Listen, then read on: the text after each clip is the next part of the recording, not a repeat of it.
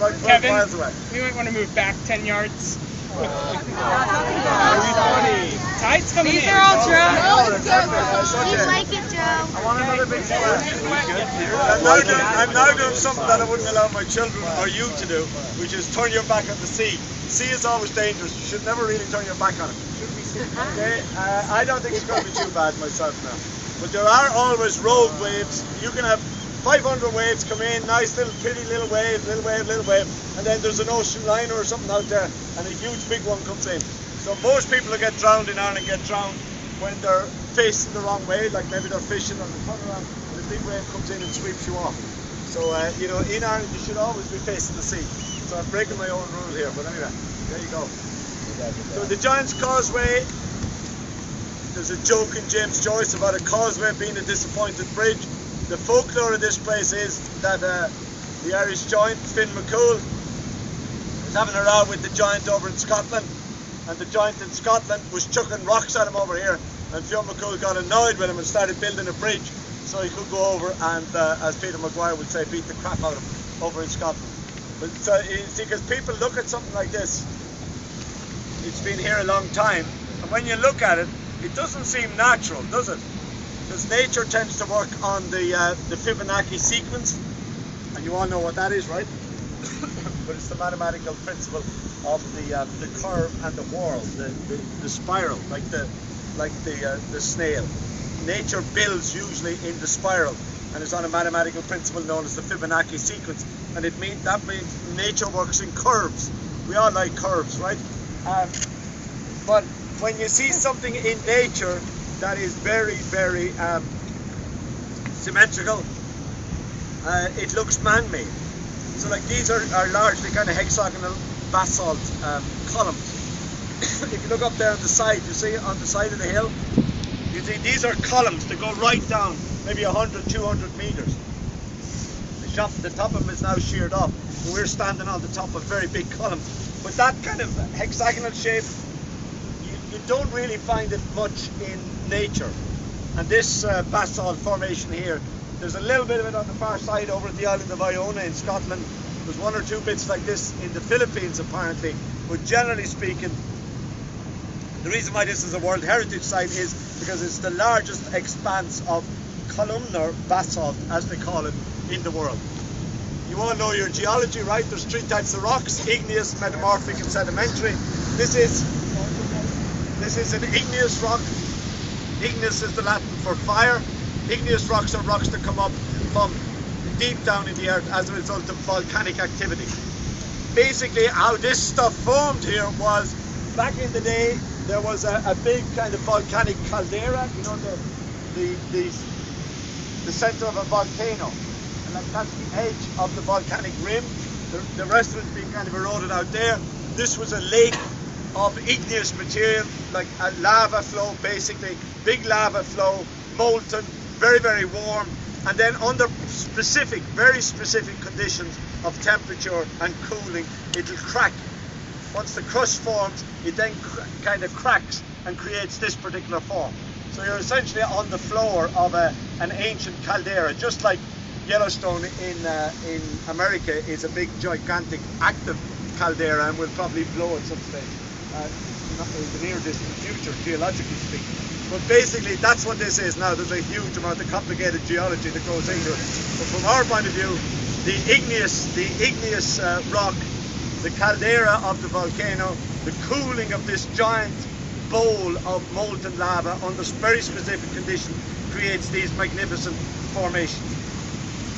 But as I say, people who look at that, always human beings have been curious about unusual natural formations, and the human mythopoeic imagination, the ancient imagination of people always then wanted to find stories, myths, things to kind of say about this, how it was kind of formed. So this place features very strongly in the lore of our Irish superhero, Fionn McCool. So, you know, that's where it kind of goes from. And if you walk around here, there's any God's amount of bits and bobs which are called Fionn McCool's boots, and, you know, all to do with kind of anthropomorphizing the place, making it kind of human. A couple of things that interest me about it. The number one is, and I talked a little bit about this in the class yesterday, but one of the really interesting things about Ireland is that it's an island, which might seem very obvious, but we're an island and we're essentially a maritime people, but we don't think of ourselves that way. Irish people think of themselves as agricultural. They think of themselves as land. Irish people are obsessed with where you're from, whether you had a farm, whether your family has been there for 100 years, 200 years, 300 years, and we're very, very rooted in the land, in the landscape, in where you're from. And again, as I was saying in my class, part of that is because we're a deracinated people. We're very uprooted, and people who are uprooted obsess about roots. And people are always trying to, immigrant people always trying to come back, find their roots, find where they're from and whatever. But Irish people themselves have that as well, because in Ireland it was difficult to be from a particular place, and displacement and uprooting the families is more normal than being in place. So because of that, Irish people see themselves as rural, agricultural, landed. Our mythology, our stories, our sense of ourselves is rooted in the landscape. And that's a little bit unusual given that we're a maritime people. Run! He's not one of ours, right? Everyone again.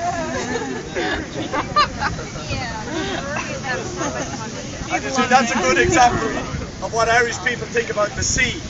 If you read Homer, as I'm sure you do, you know you have a very strong sense of the Mediterranean Sea, the wine dark sea as they call it, when open from Portuguese, the wine dark sea of the Greeks. The Mediterranean is a warm sea, an inland sea, and a kind of a friendly sea. Okay, and you know it's very much part of the Latin and the Greek literature, the sea. But it's the warm sea, a friendly sea, a sea that's easy to travel on. Now, by contrast, when we look at the sea, it's what James Joyce calls in Ulysses the snot green sea. We don't do a beautiful Californian sea.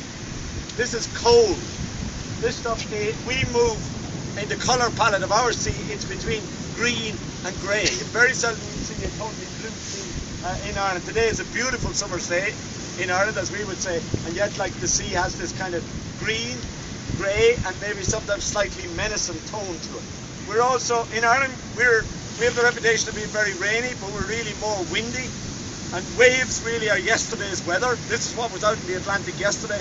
Wind travels more quickly than waves. These waves are coming. If you, out there is Donegal, out behind that is 3,000 miles of Atlantic Ocean.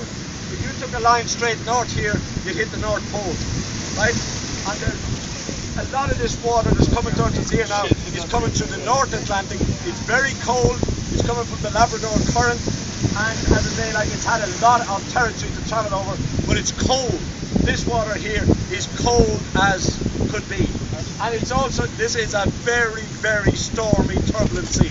If you look at maps of tidal energy in the world, the two places that have most tidal energy in the world are the Scottish coast just up there and the Irish west coast. Right? One of the big challenges for us now is to try to devise ways where we can use wave energy, and whatever engineer can find a way to really properly harness wave energy will make an absolute fortune. Because we got this very turbulent, very windy, very dynamic coast. It has its advantages. So that thing up above us, the sky, we got one of the most dynamic and mobile skies in the world, because the wind is coming across the Atlantic, it's gathering moisture, it hits the Irish west coast, it has to rise to get up over it, and as it rises it drops rain, but it also means the sky is ever shifting. No matter how many times you come here to the Giant's Causeway, it's never the same thing. When you're in the Mediterranean or California, you know, for an Irish person it gets a bit boring after a while, because every sunset is the same, every colour is the same, it's beautiful, it's sunny, it's a blue sky, it's boring as feck after a few days. We open the window and every day, if we see a bit of blue sky, we're delighted, we're in a good humour. Everyone in Ireland's really happy the last few weeks because we've got a few good days. What's not to like, right? But this kind of permanent kind of stuff, no, that's boring. Every time we come here, it's different. The sky changes, the colours changes, even as we're here. You're looking at the sea, it's changing almost second by second, minute by minute. But the sea for us is not a friendly sea. It's a cold sea, and our mythology of the sea is deeply mysterious. Now remember why that might be. Because until 1492 or whatever it was, 1492, when Columbus didn't discover but rediscovered the Atlantic crossing. Most Europeans, every European, thought that if you went 50 miles there beyond Donegal, what would happen to you? Off the edge, flat earth, and you would fall down into perdition, into who knows where. So like we were at the very edge of the known world, and that sea was a mysterious sea, a dangerous sea, and an existentially threatening sea, in the sense that you could literally fall off the world if you went out too far in it. So people weren't too fond of that damn sea, and they hugged the coastline. But the other thing about it was then, the sea, as well as being mysterious, was also full of mysterious creatures. The seal, the mermaid, and serpents and dragons, they come out of the sea.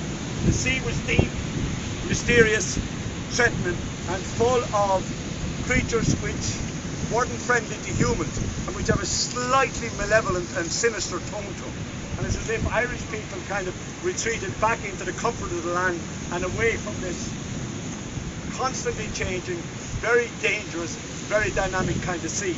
So ironically, as I say, although we're a maritime people, the sea doesn't feature too much in our mythology or stories. It's more to do with, as I say, the land, and we're very fond of the woodlands, the song of the birds, the cycle of the seasons, the growth of crops, the cows, or whatever. If you listen to Irish mythology is of cows, it's of bulls, it's of pasture, right? We're a pastoral people, we like our cattle, we like our big bulls, all our stories are about that. If you say take European mythology, we all grew up on Hansel and Gretel, right?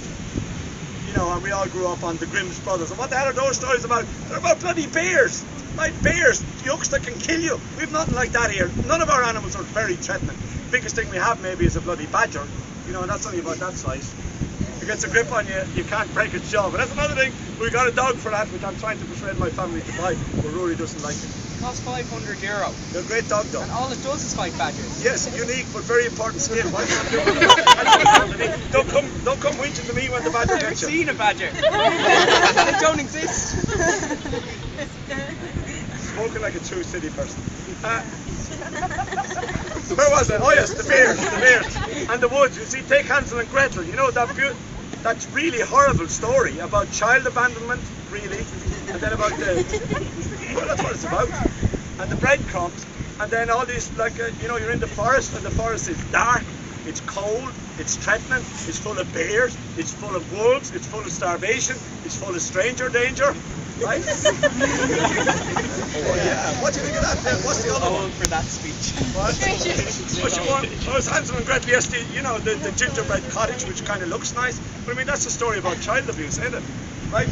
You know what I mean? And like there's witches and there's all kinds of stuff out there in the forest. Our forests, by contrast, are dappled, they're non-threatening, there's a few deer, there's a few saints out there saying prayers, it's grand. But I mean, we don't do grizzly bears, we don't do things that'll kill you. The Irish weather, you know, like the last few weeks in America, what are you all bothered about? Bloody tornadoes, things that will kill you, right? Okay, we get bad weather, but our weather will kill you slowly with rheumatism or arthritis. But we don't do things that will kill you quickly. We don't do volcanoes. Our ones are extinct. We don't do tornadoes. We don't do hurricanes. We don't do tsunamis or that kind of thing, right? But what I gotta say, we also don't do forest. So like Irish people, our imagination is of cleared land and of the bulls and the pastures. Okay, so you know, again, it's interesting, isn't it, about that? What I think it is, you see, is because my background is in geography, and I'm very interested in the relationship between landscape and people. And you see, the trick about this is, if you look at the Irish landscape, and I've talked here about the sea, talk about the sky, talk about the rocks. There's a beautiful poem in Old Irish which talks about that. The eternal sea, the stability of the land, the mobility of the sky. It's a three-line poem, a haiku as they would say in Japanese. But that's what it's about. It's talking about the eternal presences of sea, sky and land. If you just think for a moment, people have been here for give or take about 10,000 years. But if you just stop for a moment now, and you can feel, if you had hair, you could feel the wind blowing through it. I can feel it even more than you. That's an advantage, right? You can feel it, the wind on your face. You can taste the salt in the air, because you're right beside the sea. You're looking at the same landscape, the same rocks, the same sky. You're hearing the same sound of the brilliant and beautiful and hypnotic sound of waves coming in, the suck and sigh, the ebb and flow of the sea as it kind of comes in and out. You hear the sound of the birds, and it's the same sky, the same sea, the same rocks as have always been here. But now my question would be, how does that enter into your psyche? How does that create what kind of people we are? If you're talking about the Irish are formed by contact with this landscape. And if we look at our literature, our songs, our music, you say listen to Irish traditional music, the slow air, as we call it in Irish, the very, very mournful, high lonesome sound in Irish traditional music, which we call in the Irish uignach, which means lonesome, means isolated. But really in our music is where articulation fails in words and it begins to reach to something else. Music is about the unsayable. But what we're saying in the music, really, with those kind of things, when players play that, they always imagine in their eyes, inside, they'll often close their eyes, and then they summon up in their mind the place which inspired them as a child. And then what they try to convey in the music, in the song, in the playing, is what it felt like to be in a particular place at a particular time. But always, what these places also summon is the sense that we're in a human condition. But our human condition is only a tiny little chain in a link which stretches very far backwards and which can also, if we're lucky, stretch very far forward to our children. And that then we are here for a very short, brief span, but we have to kind of find our way in this big, mysterious, and, if I may say, very beautiful universe that we inhabit. And if we were here at night, the stars are up there, which always fascinated people. What do the stars mean? Who put them here? There were people here before us, there was a land here before us. Who put that there? Now, and I can give you all the geological stuff, but behind that is an ultimate cause. And human culture has always been about trying to explain who are we, what is our purpose.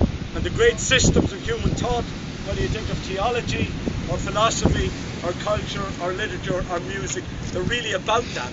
And they're really great music, great art is always about that, how we fit in the wider scheme of things. And in our music, our traditional music, what you can hear in it, I think, is the sound of our wind, this wind, which is an Irish wind, this sea, which is an Irish sea, this landscape, which is an Irish landscape, is uniquely and particularly ours. Doesn't mean that it's better or worse than anywhere else, it's just different. But the difference is what matters. And the difference is what gives flavour and texture, just as in cuisine. There's Italian cooking, there's German cooking, there may even be Irish cooking. They're all different, not necessarily better or worse, just different. Embrace the difference. But I also want to kind of say something else, is these things are also fundamentally and ultimately deeply mysterious. Because nobody knows. None of us know what we were prior to when we were born, and none of us know what we'll be after we die. And this little span of ours, 80 years or 90 years or whatever is granted to us, that little span is only a blink in terms of geological time. That rock there that I'm standing on has outlasted any generations that have ever existed on this little rock here in the Atlantic. And it'll outlast me, and it'll outlast you, and whatever as well. The rock will be there, we're gone. What does that mean? You see, and that mystery about what is life, what is death, what is the universe? You know, I think these beautiful places on the planet nurture those questions. And they're important questions, and they're ones that we shouldn't, as it were, lightly blow off. So when we're in these magnificent places, and you've had the opportunity to come and visit us in Ireland, and we're delighted with that. But when you're in these beautiful places, I love America, I love traveling there, I love Yellowstone, I love Yosemite, I love the Green Mountains in Vermont. So much of America is so magnificently beautiful. When I'm there, I feel America. When I'm here, I hope you feel a little bit of what it is to be in Ireland. What that wind is like, what that sun is like, what a sunny day is like in Ireland, and what the sound of that sea is. So what I want to kind of do now, guys, is to suggest that just for a moment, we'll all face the same way, and maybe just take a moment to look at who's around you. Because in 20 years' time, if somebody mentions the Giant's Causeway or whatever, I would hope it'll just come back to you, and you'll say, oh well, I was there with Tatum, or Rory or Julian or whoever, you know. So Christian, whoever, Julian, whoever is here, right? So like, just take a moment to look at who's around you, memorialize it, and let's go quiet for about 2 minutes and just look at the sea and soak it in, guys. Soak it in, because this can be a memory that will stay with you. When you look at that photograph, when you're back studying something Irish, and when you hear about Ireland, this is the kind of thing maybe that should come back in your mind. So we'll take 2 quiet minutes and then we'll walk.